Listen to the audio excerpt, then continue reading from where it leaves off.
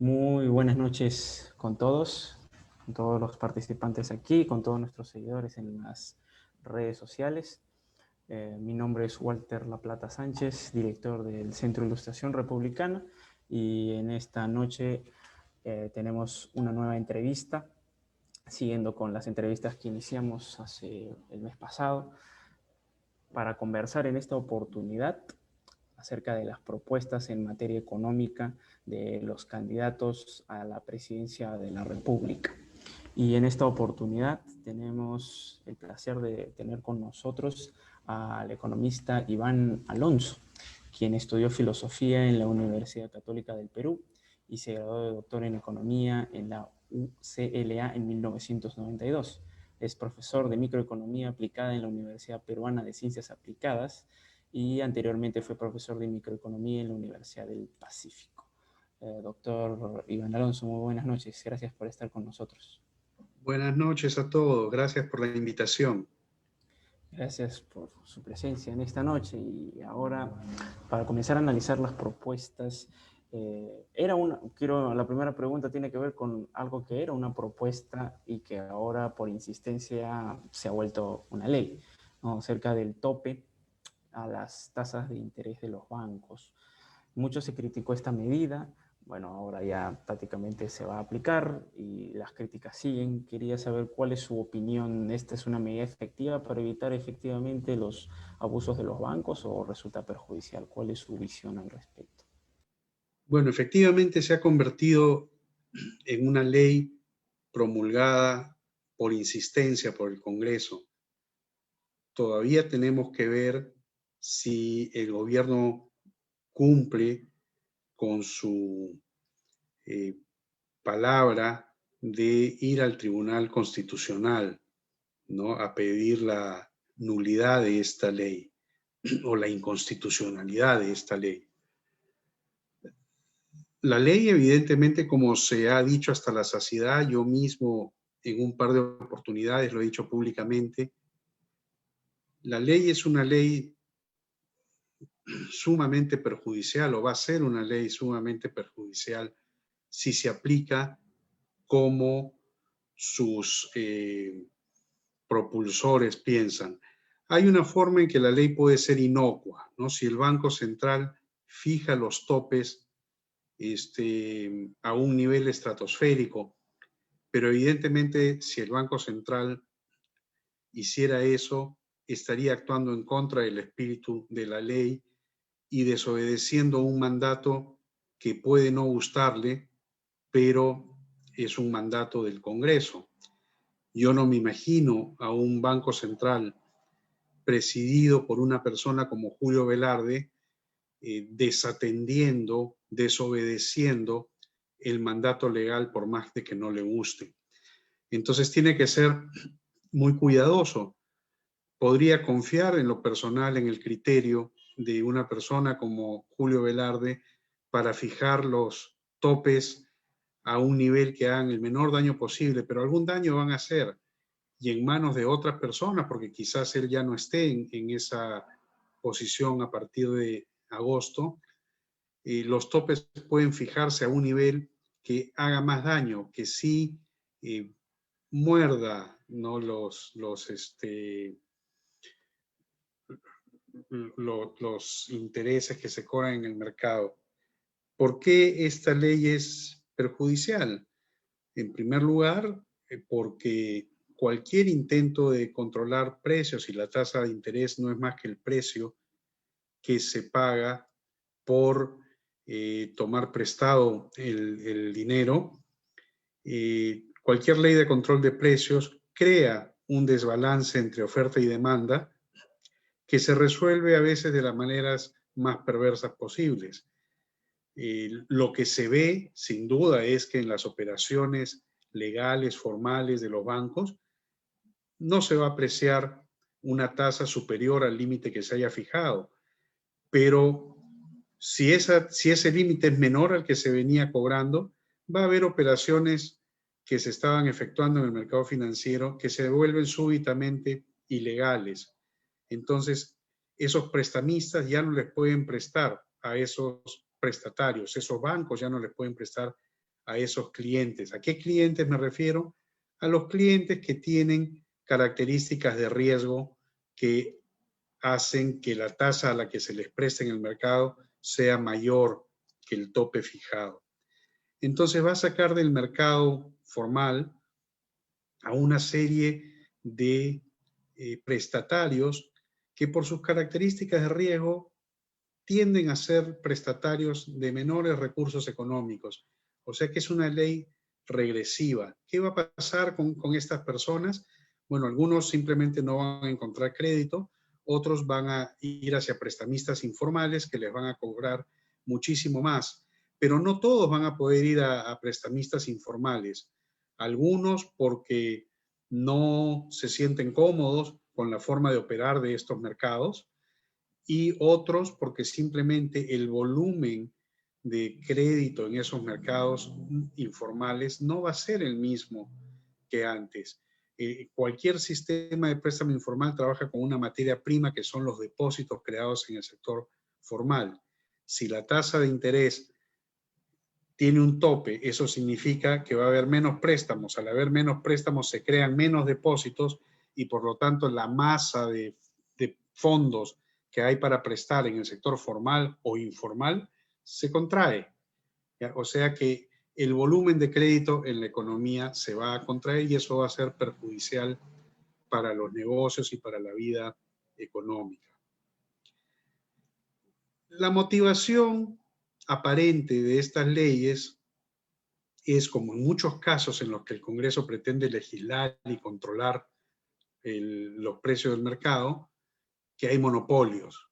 Pero sí, uno debería fijarse más, uno como economista, debería fijarse en qué ha sucedido con el mercado. No debería fijarse en si hay 4 bancos que concentran el 80% o 6 bancos que concentran el 60%. En fin, uno debería fijarse en cómo ha crecido el volumen del crédito a lo largo de los años, cómo ha crecido el mercado, porque si esos bancos muy grandes siguen siendo muy grandes y sin embargo el volumen de crédito sigue creciendo, quiere decir que el mercado está respondiendo a las necesidades de la gente. Y puede ser que esos 4 bancos grandes estén respondiendo también a lo que el mercado les exige y aumentando su oferta y manteniendo sus precios a niveles asequibles. Entonces, si uno ve, como en efecto ha sucedido, que el volumen de crédito se expande, que hay muchos mayores depositantes y prestatarios en el sistema, tiene que pensar que el mercado está funcionando bien, no hay necesidad de interferir. Hagamos cosas que efectivamente creen más competencia. Pensemos, por ejemplo, si hay instituciones que están ahí en los márgenes del mercado financiero, como las financieras, las cajas municipales, las mismas cooperativas, que de repente podrían integrarse al mercado crediticio formal y expandir aún más la oferta. Ese es el tipo de medida que yo tomaría.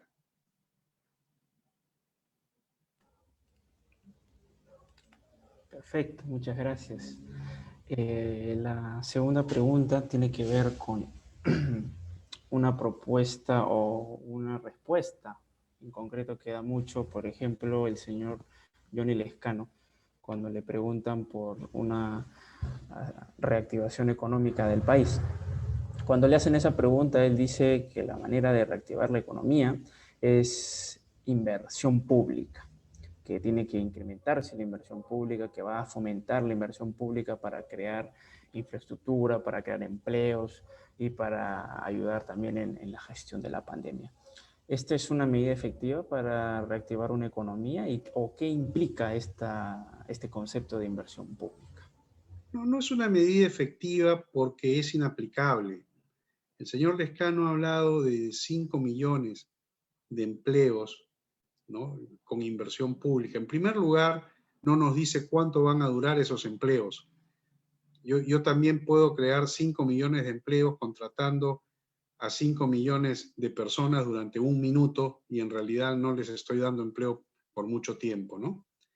Pero supongamos que él se refiere a 5 millones de empleos permanentes. Y si tan solo esos empleos pagan el sueldo mínimo, que ya es mucho decir porque la inversión pública requiere calificaciones, ¿no? La inversión pública requiere ingenieros, requiere proyectistas, geólogos, mano de obra con algún grado de especialización, o sea, no les va a pagar el sueldo mínimo, ¿ya? Pero supongamos que sea el sueldo mínimo. Un empleo a tiempo completo durante un año, pagado a razón del sueldo mínimo, cuesta 20.000 soles. 5 millones de empleos cuestan entonces 100.000 millones de soles al año. Eso es imposible, no hay presupuesto que aguante y tampoco hay suficiente cantidad de personal, de personas que estén sin trabajo para incorporarlas a los proyectos de inversión pública. Salga pues el señor Lescano a buscar 5 millones de ingenieros, obreros, proyectistas, no los encuentra. Va a tener que comenzar a competir con el sector privado. Entonces, no va a producir una reactivación, lo que va a producir es un crecimiento del gasto público y una contracción del gasto privado. El efecto neto va a ser prácticamente nulo. Si llegara a aplicarlo, si simplemente abriera la billetera y pagara lo que tuviera que pagar para contratar esa cantidad de gente, el efecto presupuestal sería enorme y muy peligroso. Pero yo no le temo a esta propuesta porque creo que es una propuesta efectista, inviable, y creo que por la trayectoria del señor Lescano, yo lo he escuchado muchas veces defender algunas causas y proponer proyectos de ley, algunos muy malos que se han convertido en ley, otros felizmente no se han convertido en ley, pero él generalmente se olvida de las cosas cuando no se le aprueba uno de los proyectos que propone, se olvida y pasa a otra cosa. Así que no es una buena medida, no es una medida que vaya a conseguir reactivar la economía, pero tampoco me preocupa mucho porque no creo que sea una medida aplicable. Eh, También hablando de, por ejemplo, reformas que quieren hacerse. Se ha hablado también, es un tema que muchos candidatos han tocado, acerca del tema tributario, ¿verdad? El tema de los impuestos en el país. El señor, por ejemplo, también Leonel Lescano habla de que no va a aumentar impuestos, sino de que va a quitar exoneraciones. También el señor López Aliaga se ha mostrado en contra de crear nuevos impuestos. En una medida tributaria o una reforma tributaria efectiva en nuestro país, ¿cuál cree que pueda ser? Bueno, hay varias, pero yo suscribo plenamente la idea de eliminar exoneraciones tributarias. De acuerdo a los cálculos de la propia SUNAT, son 16.000 millones de soles al año que cuestan estas exoneraciones, ¿no? O sea, impuestos que deja de recaudar el Estado. El problema es que se habla de eliminar las exoneraciones todo el tiempo, cada vez que hay una campaña y entre una campaña y otra también, pero nadie lo hace. Casi todos los ministros de Economía, antes de ser ministros, hablan de eliminar exoneraciones, pero una vez que están en el cargo no lo hacen. Ahora, hay que verlo con cuidado, porque algunas exoneraciones serían muy difíciles de eliminar, puesto que dependen de convenios con organismos internacionales, etcétera. Entonces, eso es prácticamente hacer toda una inversión de tiempo y de capital político, como se llama, para conseguir resultados mínimos, porque no son las más grandes, ¿no? Hay otras que sí son grandes, por ejemplo, la exoneración de los intereses bancarios, que yo creo que no deberían estar exonerados del IGB, pero al eliminarse la exoneración hay que tener en cuenta también que el IGB que pagan las empresas, que pagarían las empresas por los créditos que toman, sería un crédito fiscal para los bancos. Entonces, perdón, el IGB que pagan a los bancos sería un crédito fiscal para la empresa en su propia declaración. Entonces, el efecto neto sería menor de lo que parece. Pero sí hay algunas que se deberían eliminar porque además de tener un costo fiscal, crean distorsiones en la economía. El drawback, por ejemplo, crea un incentivo a exportar productos utilizando recursos económicos que podrían ser más provechosos si se utilizaran produciendo para el mercado interno. Y eso cuesta unos 800 o 1.000 millones de dólares al año. Hay la exoneración a las pólizas de seguros de vida, por ejemplo, que tampoco tiene mucho sentido. Ese es un producto que compra la gente de altos ingresos. No tiene ningún sentido exonerarla de, del IGB.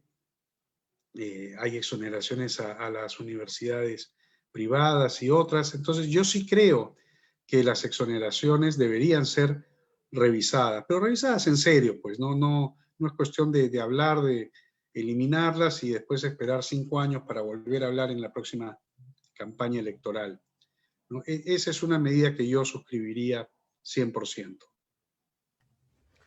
Muy bien, muchas gracias. A ver, quiero enseñar un gráfico, aquí lo puedan ver. Acerca, la revista Lampadia hizo este cálculo sobre la relación entre el gasto en burocracia y la recaudación tributaria del año 2000 al 2018.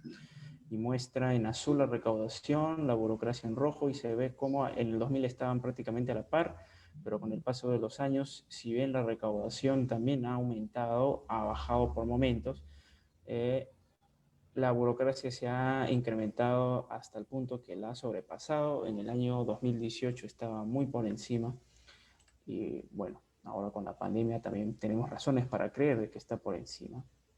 El candidato, por ejemplo, López Aliaga, es el que ha hablado mucho sobre reducir o eliminar ministerios. ¿Cuál es su visión al respecto, teniendo en cuenta este gráfico del aumento de la burocracia en los últimos años? Bueno, hay que entender bien qué significa la propuesta, ¿no? Porque eliminar ministerios no implica eliminar funciones, eliminar personal. A veces se habla de eliminar ministerios porque se piensa en fusionar 2 o 3 ministerios. Entonces, claro, hay 1 o 2 que sobran y se eliminan. Siempre hay que pensar en eliminar funciones, en qué cosas puede y debe dejar de hacer el Estado. Yo creo que hay muchas cosas, por ejemplo, en el Ministerio de Comercio Exterior y Turismo. ¿Por qué cada actividad tiene que tener un ministerio? ¿Por qué el turismo debe tener un ministerio o el comercio exterior?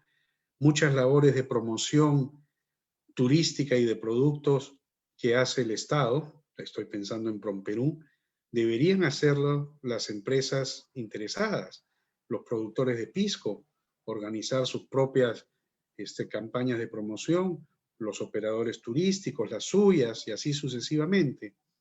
Entonces creo que más que eliminar ministerios, hay que pensar en eliminar funciones. Y si encontramos que hay un grupo, la mayoría de las funciones de algún ministerio puede eliminarse, entonces eliminemos también el ministerio y pasemos lo que queda a otro que esté lo más cercano posible. Genial, muchas gracias. Usted, contestando esta pregunta, ha dicho de que hay muchas funciones que deberían eliminarse, ¿no? Y muchas veces la crítica que se hace es de que justamente el Estado acaparar muchas funciones es lo que impide a la actividad privada a la gente de a pie justamente el realizar actividades para los cuales no se necesitaría un ministerio, ¿no? Y en ese punto quiero enfatizar en el tema laboral, el tema de las leyes laborales y de las normas que tienen que ver con el trabajo. ¿Cómo ve usted este ámbito de la economía y qué podría hacerse para ayudar a los trabajadores? Esa es una cuestión muy difícil, eh, muy espinosa, más bien. No es difícil porque es muy claro lo que hay que hacer. El mercado laboral está sobreregulado. El sueldo mínimo, aunque eh, no, no se aplica para muchas personas, pero sí crea limitaciones en una parte de la distribución de ingresos, en ciertas actividades que tienen una serie de consecuencias nocivas y son, en mi opinión, una de las causas principales de la informalidad. Yo creo que en cuestión del mercado laboral hay un énfasis indebido en los llamados sobrecostos laborales. Sobrecostos laborales se les llama a los beneficios sociales, beneficios laborales, tienen distintas denominaciones legales. Y, por ejemplo, se dice que las gratificaciones son un sobrecosto laboral, que encarecen la mano de obra, que las vacaciones, por ejemplo, también lo son, en fin. Yo creo que eso no es correcto y ahí no está el problema. No es correcto porque mientras estos beneficios sean cuantificables, el empleador puede perfectamente hacer sus cálculos hacia atrás y decir, si contrato a una persona con una productividad de X, yo le puedo pagar esa cantidad, ¿no? Digamos, tengo una persona que produce el equivalente a 15,000 soles al año, entonces yo le puedo pagar 15,000 entre 12, 1,250 soles al mes. Pero si de pronto me dice mi abogado, no, le tienes que pagar también gratificación de julio y de diciembre, más la CTS, o sea, son 15 sueldos al mes. 15 sueldos nominalmente, porque entonces lo que hace el empleador es decir, esta persona que produce 15,000, yo ya no voy a dividir eso entre 12, lo voy a dividir entre 15, le voy a pagar 1,000 soles mensuales y además sus gratificaciones y su CTS. Entonces, cuando el beneficio laboral es cuantificable, el problema no existe en la medida en que ese beneficio vaya directamente en efectivo a las manos del trabajador. Las gratificaciones, por ejemplo. Da igual. Ustedes pueden cortar una pizza en 12 pedazos o en 14, pero el tamaño de la pizza es el mismo. La CTS es un poco distinto porque si bien es plata, ¿no? Y un sol vale igual para el trabajador que para el empleador, pero ese sol va temporalmente al menos a una cuenta que no se puede tocar, ¿no? Hasta que ocurran determinados eventos. Pero no es tan complicado. Se comienza a complicar cuando hablamos de los beneficios de salud, porque al trabajador le tenemos que dar una cobertura de salud que le cuesta X a la empresa y que muy probablemente para el trabajador, sobre todo de bajos ingresos, vale menos que X. ¿Por qué vale menos? Porque no compraría voluntariamente con su plata la cobertura que se le tiene que ofrecer por ley. Entonces, ahí hay una discrepancia, pero que yo creo que tampoco es tan grande. ¿Dónde está el verdadero problema laboral? Está en los beneficios que son incuantificables. Todas estas leyes que dicen que los derechos son imprescriptibles, quiere decir que al contratar a una persona me estoy haciendo potencialmente de un dependiente de por vida, porque aunque cese y se vaya y no me haga problemas, puede regresar mucho tiempo después a reclamarme y la ley lo ampara. son esas compensaciones arbitrarias que los jueces han venido otorgando desde hace unos años, ¿no? Compensaciones por despido arbitrario, por daño psicológico, por una serie de conceptos que se han ido agregando al repertorio judicial y que sencillamente son incuantificables. Ningún empleador puede planificar, ¿no?, su costo laboral pensando en lo que pueda suceder de aquí a algunos años con cualquier trabajador. Entonces, eso crea mucha reticencia para iniciar una relación laboral en primer lugar.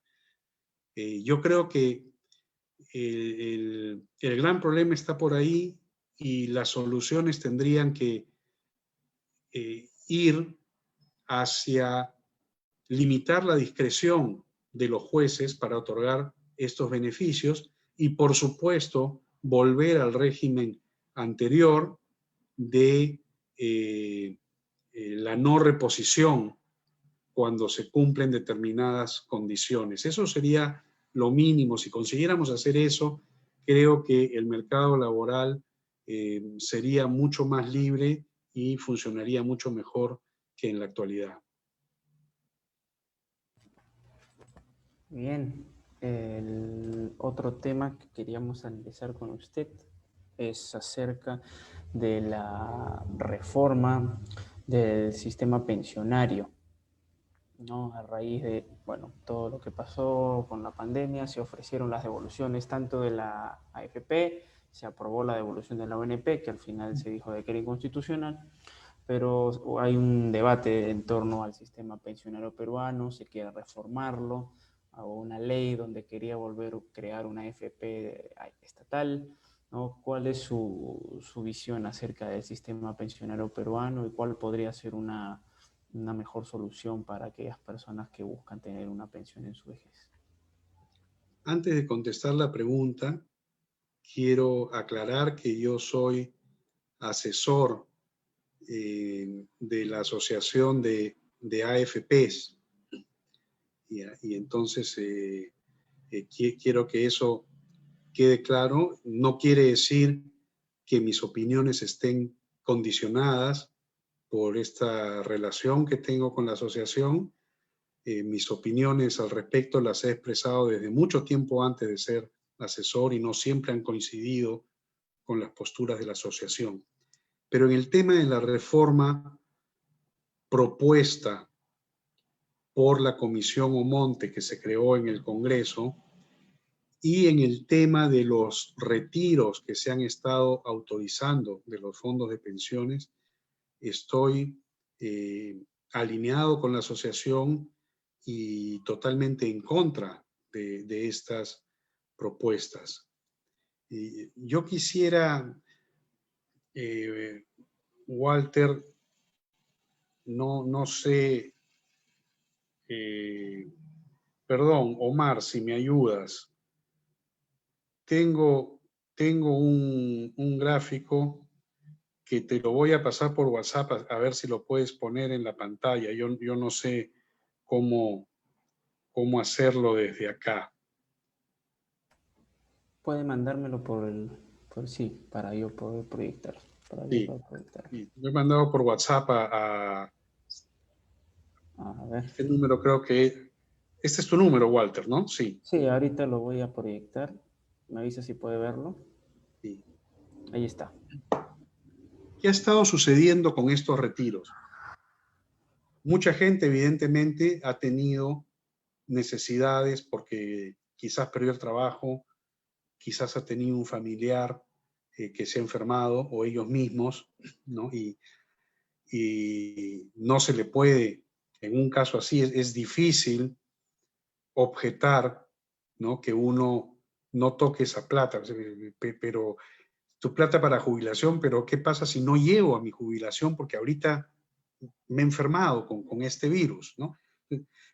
Esos casos son distintos, pero son pocos.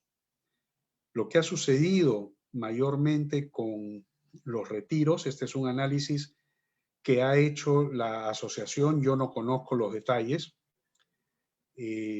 Alguna gente, claro, se ha comprado el televisor de 65 pulgadas que siempre soñó, pero otra gente simplemente ha sacado la plata de la AFP y la ha metido al banco. Porque se ha generalizado esta idea, una idea producto de la desinformación, de que se ha machacado, ¿no? un discurso contra las AFPs durante muchos años, de que las únicas que ganan son las AFPs y los afiliados no ganan. Bueno, fíjense ustedes, ¿qué dice este gráfico? Es mejor poner la plata en una AFP o en un banco. Esta línea anaranjada es lo que ustedes ganarían si el 1 de enero del año 2011, o sea, hace 10 años, hubieran puesto su plata en un banco, en un depósito a 180 días, ¿no? Que se va renovando. 100 soles depositados en el banco de esa manera, hoy se habrían convertido en 120.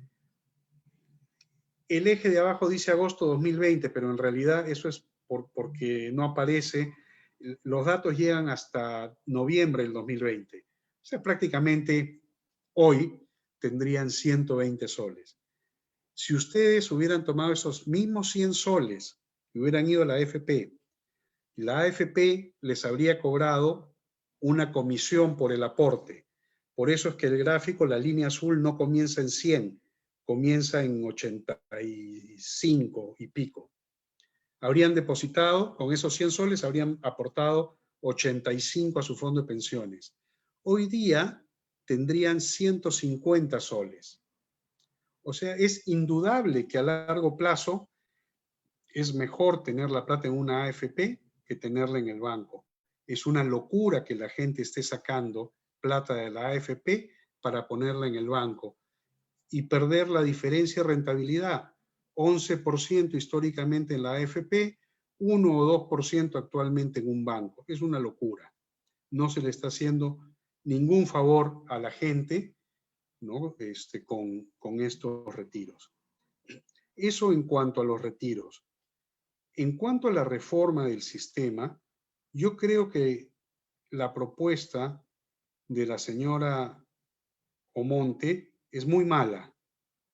Esta idea de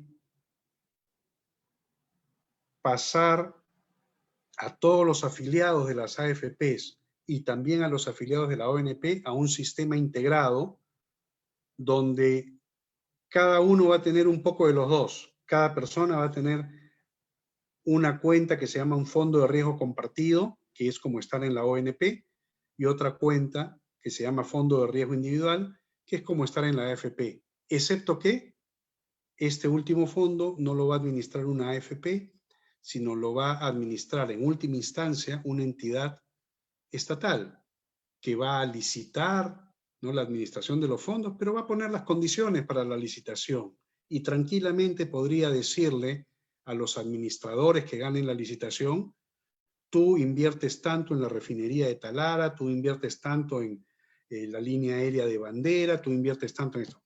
Eso es peligrosísimo. Vamos a volver a lo que sucedía hace 30 años, en que los fondos de lo que hoy es la ONP se invertían con criterios políticos, pensando en las obras que al gobierno de turno le interesaba inaugurar, pero que no necesariamente generaban un rendimiento, una rentabilidad, y que fue precisamente la razón por la cual se cortó ese sistema y se crearon las AFPs.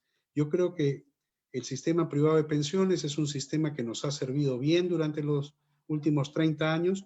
El sistema funciona para quien tiene la continuidad, no digo la disciplina, porque no depende solamente de disciplina personal, depende también de cómo le vaya a uno en el mercado laboral, que tenga la continuidad de los aportes. Una persona que ha aportado regularmente durante 20, 30 años, va a tener una buena pensión, la tiene. Esa es la experiencia que se ve en la gente que ha tenido esa continuidad. El gran problema del sistema de pensiones, y esto lo repito cada vez que puedo porque también encuentro que los diagnósticos son equivocados, no es un problema de cobertura. hay 12 millones de peruanos afiliados a uno u otro sistema de pensiones, que es el 70% de la fuerza laboral. El problema no es la cobertura, el problema es la continuidad en los aportes, porque la gente transita del mundo formal al informal. Entonces, mientras esté en el mundo informal o se convierte en independiente, deja de aportar y por lo tanto no construye, ¿no? Un fondo con la misma velocidad que si tuviera un trabajo formal, dependiente, continuo, ¿no? Ese es el problema que hay que atacar. Y la propuesta de reforma del Congreso no lo ataca para nada. Entonces creo que más bien va a crear una serie de problemas y va a perjudicar a los afiliados a la larga. Por eso pienso que no debe ser aprobada. Muy bien.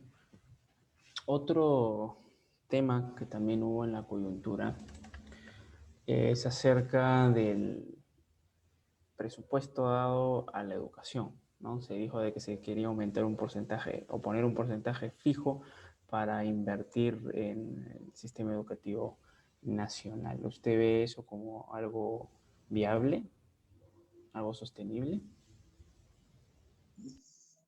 Creo que no. Creo que si se comienza a parcelar de esa manera el presupuesto, es muy difícil manejar el Estado, se va a volver muy difícil.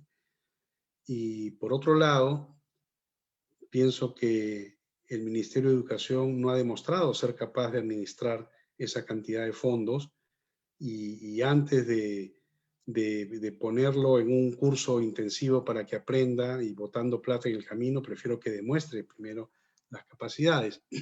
Pero con la educación pasa una cosa, nadie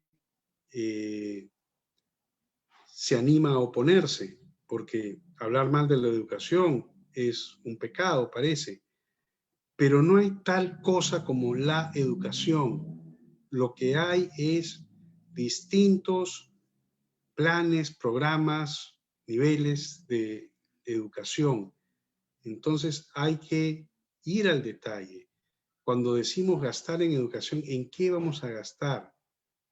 O sea, también se puede desperdiciar la plata haciendo planes de educación que no sirven para mucho. Podemos dar cursos gratuitos de jardinería o de magia, de lo que sea, y eso no va a hacer al país más productivo ni a la población más culta necesariamente. ¿No? La jardinería puede ser muy bonita, pero no quiere decir que por el simple hecho de crear cursos y programas estemos aportando algo útil a la sociedad, algo que justifique gastarnos esa plata en educación y no en otras cosas que la gente necesita. Entonces yo quisiera que cuando me hablan del presupuesto de la educación me digan cuánta plata y para qué y cuáles son los planes, o sea, la forma como vamos a llegar ahí, si vamos a eh, dar inglés intensivo en todos los colegios públicos, que sin duda sería una buena manera de utilizar los recursos públicos. Díganme de dónde vamos a sacar los profesores y los materiales y en cuánto tiempo vamos a llegar a un nivel en que digamos sí, se cumplió esta meta y así con otras. Perfecto. Se ha hablado mucho también sobre, bueno, hablando del tema, por supuesto, médico, ya que estamos todavía en medio de la pandemia. Se ha discutido mucho este tema. El año pasado se discutió mucho el tema del intercambio prestacional en clínicas privadas con los hospitales estatales, y ahora se ha puesto también el enfoque en el tema de las vacunas, sobre si el Estado debe tenerlas, si solo él venderlas, si las pueden importar, vender los privados. También hubo un debate muy largo sobre el tema del oxígeno. En el tema de la salud, en el escenario de la salud, ¿cómo ve usted el rol del Estado y cree usted que los privados podrían ayudar o hacer una buena gestión o abusarían como muchas veces se les acusa? Primero, una anécdota. Yo escribí la semana pasada un artículo sobre la vacunación privada. Mi tesis era de que el Estado vacune a todos gratuitamente, pero esto supone que se establezca un orden de prioridad, ¿no? Como más o menos se está haciendo. Sin embargo, estos grupos no van a ser homogéneos, es decir, serán homogéneos en alguna dimensión, pero heterogéneos en otras. Uno dice, por ejemplo, los mayores de 65 años, está bien, pero dentro de los mayores de 65 años hay gente con más riesgo que otros. Algunos tienen otras condiciones médicas, en fin. Inclusive, entonces decía yo, si los epidemiólogos no pueden porque no tienen la información detallada de cada persona para saber si justificadamente puede salir de ese grupo y adelantarse en la vacuna, que lo decida cada uno, siempre que aquella persona que cree, que quiere adelantarse al orden de prioridad que se le ha asignado, renuncie a la gratuidad de la vacuna. Es decir, que pague por su vacuna, que se comercialicen vacunas. Y esto ha motivado que en redes me saquen los ojos. Pero, en fin, son vicisitudes de las redes. Ahora, lo irónico es que fíjense lo que está pasando. Ahora se estaban vacunando los mayores de 85, pero siempre que estén registrados en eSalud. Como no era una vacunación gratuita y universal, hay gente que no se puede vacunar porque no está en el PADOMI, porque su DNI es de Trujillo, entonces la eSalud no lo puede vacunar acá, o si no está inscrito tiene que ir al CIS, y si no está en el CIS, en fin. Entonces, ¿cuál era la idea de que el Estado vacune gratuitamente? De que no sea necesario que uno esté inscrito ni en el Salud, ni en el CIS, ni en ningún lugar. ¿Es para todos o no? Bueno, esas son las virtudes de la vacunación gratuita, universal, que tanto le gusta a la gente políticamente correcta, pero que no funciona, pues. Y además es un sistema que igual requiere excepciones, o no se va a hacer una excepción para los deportistas olímpicos que viajen a Tokio en julio. Eso es un privilegio, es una excepción razonable, no sé, pero igualmente de razonable es que si una persona está dispuesta a pagar por su vacuna, vaya a una clínica privada y se vacune. Bueno, pasando al tema de la salud pública. Yo creo que la pandemia ha generado una reacción en cierto sentido injustificada. Es cierto que ha habido mucha ineficiencia, corrupción, inclusive esto de la falta del oxígeno, es escandaloso, pero hay un problema que no se ha analizado correctamente y es el de la congestión de los servicios médicos. ¿Qué ha pasado aquí y en otros países, también en países avanzados? Ningún sistema puede estar preparado para una pandemia que aparece de súbito y que exige 10 veces más de lo normal al sistema de salud, ¿no? Eso es muy difícil de manejar correctamente porque uno tendría que tener una capacidad ociosa en términos normales muy grande, muy costosa de mantener, habiendo tantas otras carencias. Entonces, por ahí yo no sería tan severo. Yo más bien miro los números y veo porque hay gente que dice que los 20 años de la política neoliberal y qué sé yo han producido esta crisis. No, al contrario. 20 años de políticas neoliberales, si quieren llamarlas así, han multiplicado el gasto en salud por 4. Eso es sector público y sector privado. En lo que es específicamente sector público, creo que se ha multiplicado por 7. Hay muchísimas personas, 85% de la población, 25 millones de personas que tienen o salud o SIS. O sea, la cobertura del sistema de salud actualmente ha crecido, ha crecido muchísimo en los últimos 20 años. No al estándar de una clínica, ¿no? en Europa, en Estados Unidos, ya, pero somos un país relativamente pobre después de todo, ¿no? Pero ha mejorado muchísimo y eso se ve en indicadores como la mortalidad infantil, que se ha reducido dramáticamente en todo el Perú, no solo en Lima. Fíjense ustedes, en cada departamento del país hay una reducción dramática, ¿no? Espectacular de los índices de mortalidad infantil, a la cuarta parte de lo que eran hace 20 años. Los índices de nutrición infantil, la expectativa de vida ha crecido y así el número de camas de hospital se ha multiplicado, el personal médico también. Entonces yo creo que sí ha habido un progreso importante en la atención de la salud. Repito, no estamos al nivel de los países avanzados, pero tenemos que compararnos con lo que era nuestra situación hace 20 años y creo que debemos tomar conciencia de que el camino que hemos estado recorriendo no es un camino equivocado.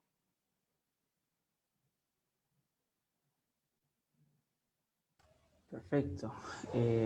Quería yo mostrar una gráfica más aquí.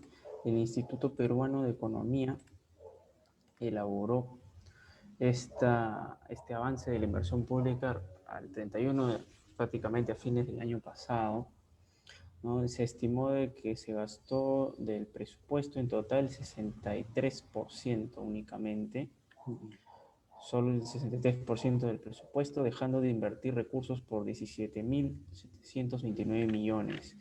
Y aquí hace el énfasis en que a pesar de la pandemia, solo se ejecutó el 66% del presupuesto en salud. Lo que más gastó fue transporte, después sigue salud, agropecuario, saneamiento, y se critica mucho que descendió la inversión en el tema educativo.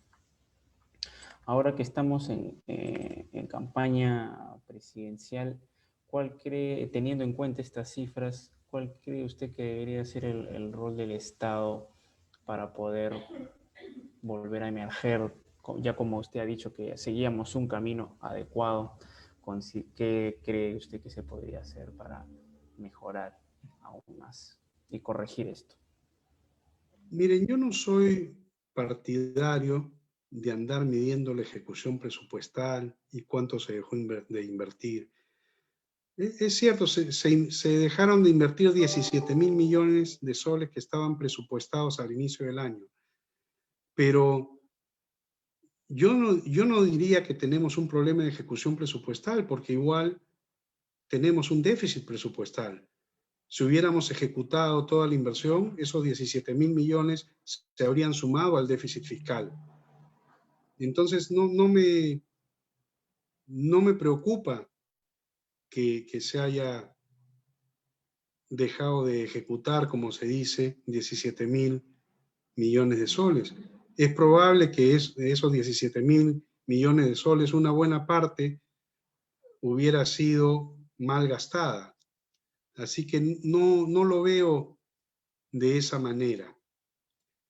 Creo que como en el caso de la educación, cuando se habla de inversión pública o de infraestructura, hay que ser también más específico. No hay tal cosa como la infraestructura. Hay esta obra de infraestructura, esta otra obra de infraestructura, esta de más allá. Y una puede ser buena, otra regular, otra mala. Entonces hay que procurar hacer solo las buenas y no hacer las malas. Hay que estudiarlas bien. A veces es difícil de distinguir, a veces lo que uno piensa de antemano no resulta así en la realidad. Se puede cometer errores, sí, pero lo principal es estudiarlas bien antes de embarcarnos y gastar la plata. creo que la inversión pública, sí, aparentemente es el recurso más fácil del gobierno para poner en marcha la economía, pero en parte es una ilusión óptica, porque es poner en marcha, poner a la gente a trabajar hoy día y tener un cheque que pagarles a fin de mes, pero realmente están haciendo algo útil, realmente es algo que aporte a la capacidad productiva del país más adelante, algo que dé servicios útiles para la población. Eso es lo que hay que preguntarse. Y creo que, por otro lado, no hay que desesperarse, o sea, la economía va a volver a su nivel, está volviendo a su nivel más rápido de lo que mucha gente pensó, a medida que se han levantado las restricciones de la cuarentena, y las empresas han vuelto a operar, el empleo se ha recuperado, ya prácticamente el 90% de los empleos que se perdieron entre marzo y abril del año pasado ya se recuperaron. Todavía hay sectores golpeados, sectores de servicios, turismo en particular, ¿no? Pero, pero bueno, se recuperarán cuando se levanten las restricciones. Y si las restricciones tienen una razón de ser desde el punto de vista epidemiológico, yo diría que se mantengan, ¿no? También hay un concepto económico que se llama sustitución, o sea, la gente tiene que pensar si sigue esperando regresar a la ocupación que tenía antes o comienza a pensar en dedicarse a otra cosa. Ya muchos lo han hecho. Yo creo que esa es la razón por la cual el empleo se ha recuperado tan rápido, porque mucha gente ha comenzado a hacer cosas distintas y cosas muy buenas en algunos casos. Bien, ya que quedan pocos minutos, le quería preguntar, ya por el aspecto también político, electoral, ¿cómo ve usted el escenario? ¿Considera de que la mayoría de las propuestas son factibles, son beneficiosas o muchas propuestas nos pueden hacer daño de los candidatos? Se hablaba mucho, por ejemplo, que iba a haber mucho populismo, ¿no? Y medidas demagógicas, que siempre hay, ¿no? Pero ¿cómo ve usted el escenario político de los candidatos y cómo podría esto influir en la economía peruana, en las elecciones y todo lo demás? Creo que la mayoría de propuestas de la mayoría de candidatos no son ni buenas ni factibles, ¿no? La realidad los irá forzando a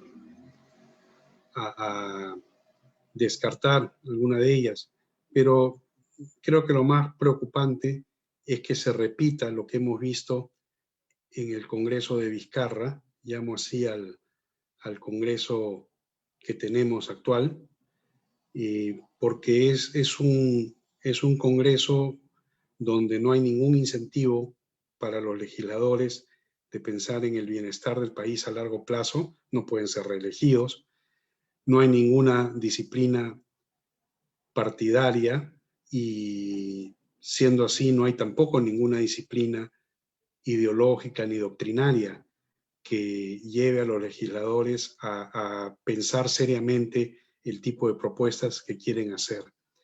Ese creo yo es el mayor peligro. Por lo demás, ¿quién va a ganar? ¿Quién va a pasar a la segunda vuelta? Creo yo que las elecciones pasadas y antepasadas nos demuestran que recién estamos entrando a la etapa donde se definen los ganadores y perdedores. Las estrategias de campaña tienen un, un tiempo, ¿no?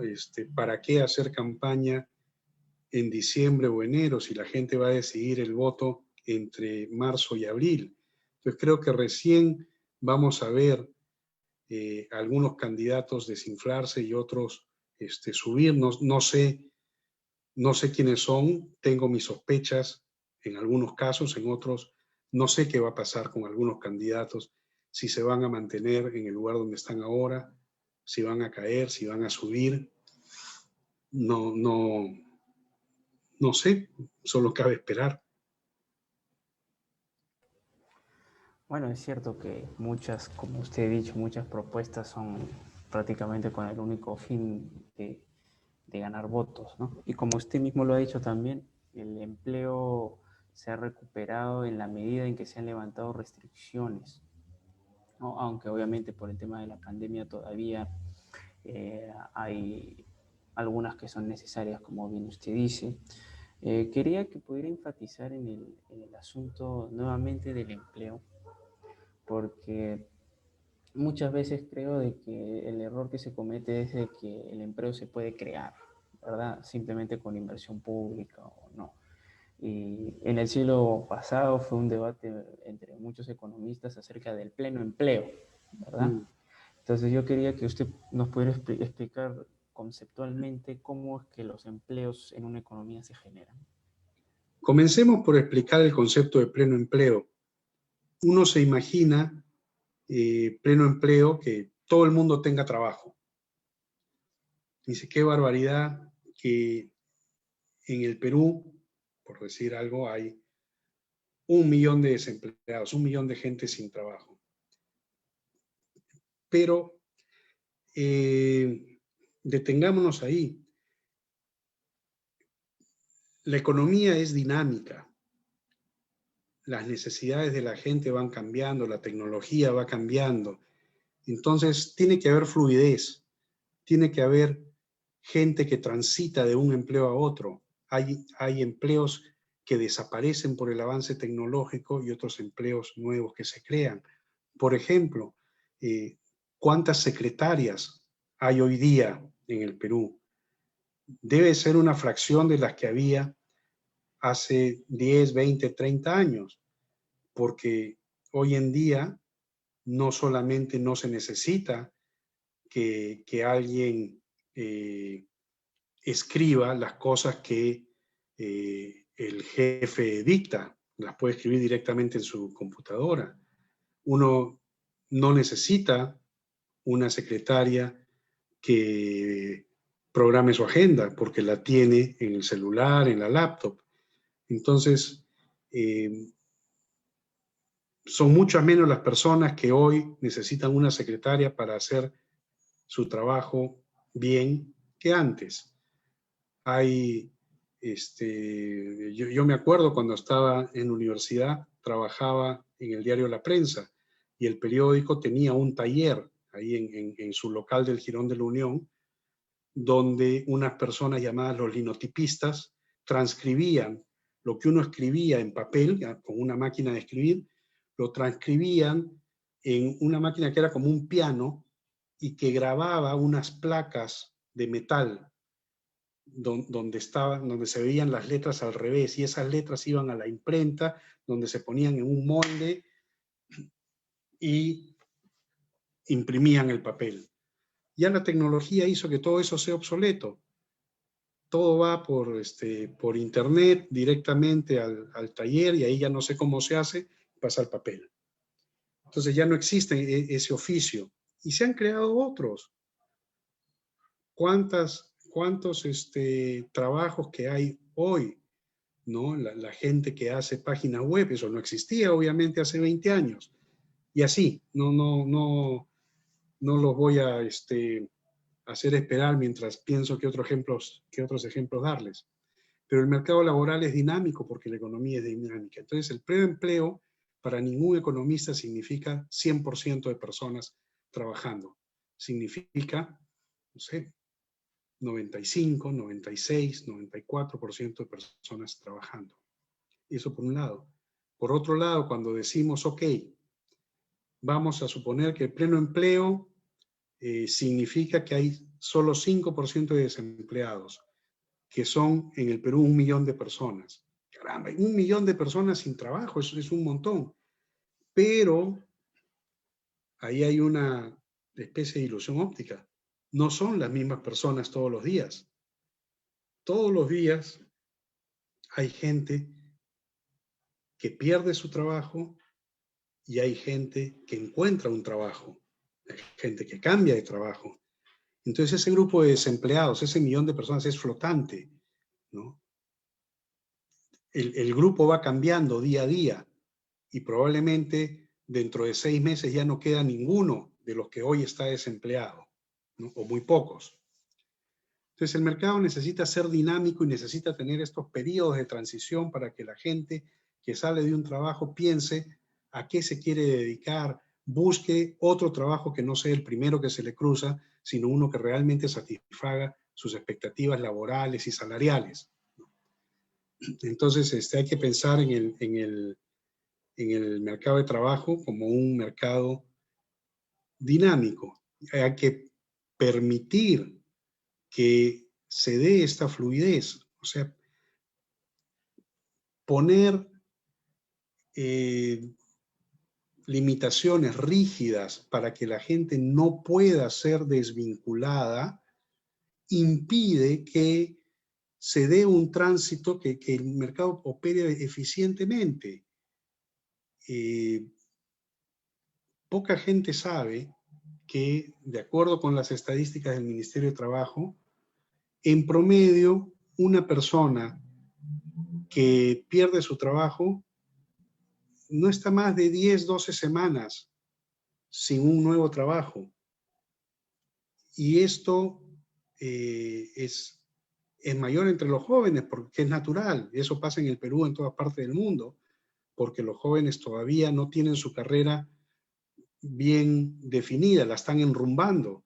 Entonces, y tienen menos responsabilidades la mayoría de ellos. Entonces es natural que se tomen más tiempo o que cambien de trabajo con más frecuencia, pero entre la gente mayor, los periodos de desempleo son más cortos de lo que la gente se identifica. Entonces no hay que pensar en el desempleo como si fuera un fantasma o una enfermedad, es parte de la vida económica y es un periodo de transición hacia un nuevo empleo en la generalidad de casos.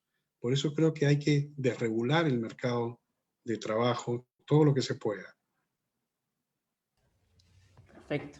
Y finalmente la última pregunta que nos hacen aquí en la misma sala es, ¿qué nos recomienda para conocer mejor la economía y poder identificar esas políticas que podrían o no funcionar para oponernos a ellas?